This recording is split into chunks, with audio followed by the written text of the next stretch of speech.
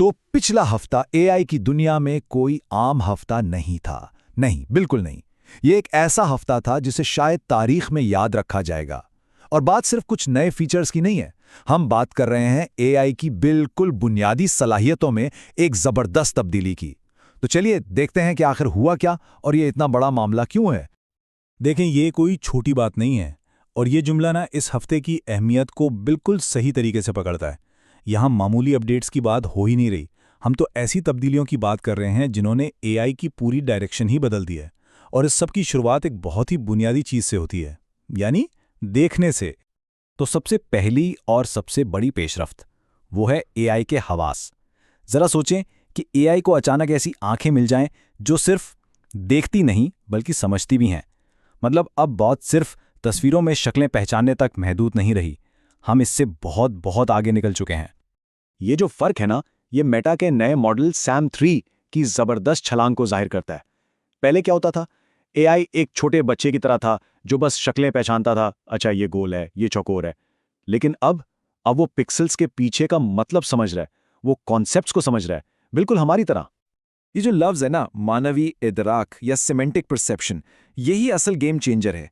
इसका सीधा सा मतलब ये है कि एआई अब दुनिया को वैसे ही देख सकता है जैसे हम सब देखते हैं।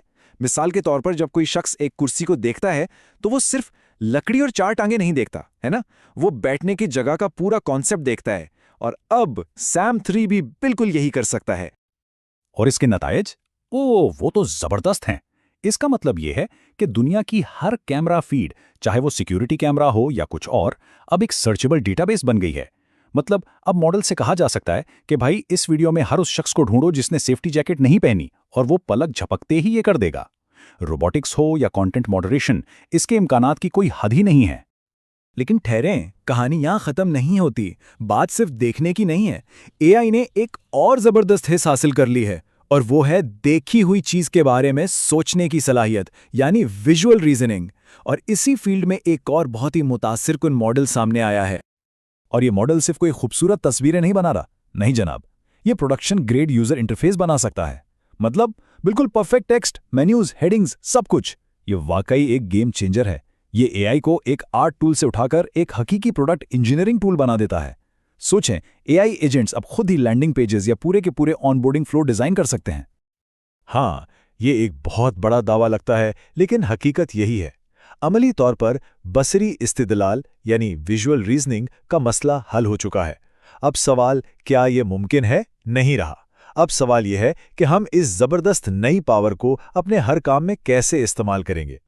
जरा एक सेकंड के लिए उसके बारे में सोचें। अगर कोई भी तस्वीर, कोई भी स्केच एक काम करने वाला इंटरफेस बन सकता है, एक ऐसा इंटरफेस जिसे एआई ना सिर्फ समझ सकता है बल्कि इस पर एक्शन भी ले सकता है, तो सोचें डिजाइन और डेवलपमेंट की दुनिया में कितने नए दरवाजे खुल जाएंगे।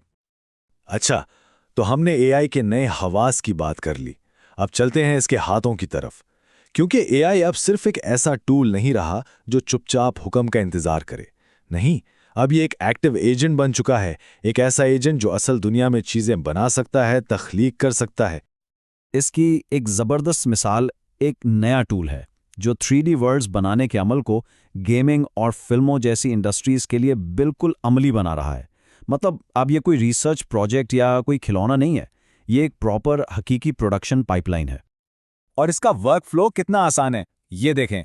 सारिफ बस दुनिया का एक मोटा मोटा खाका बनाता है कि भाई यहाँ पहाड़ होंगे, यहाँ से दरिया गुजरेगा, और फिर एआई खुद ही सारी बारीक तफसीलात, टेक्सचर्स, सब कुछ इतनी हकीकत पसंदी से भर देता है कि कमाल हो जाता है। इससे 3D कंटेंट बनाना हर किसी के लिए बहुत आसान हो गया है।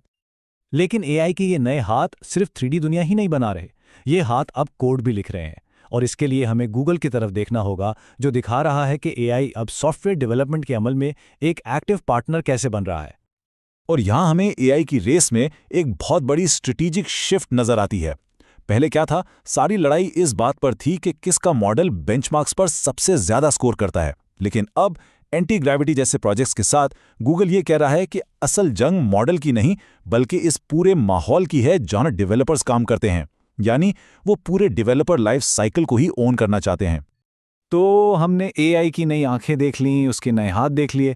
अब वक्त है इसके जहन के बारे में बात करने का, क्योंकि एआई की सोचने समझने की सलाहियतें भी बहुत तेज़ी से बढ़ रही हैं, ख़ास तौर पर साइंसी रिसर्च की दुनिया में।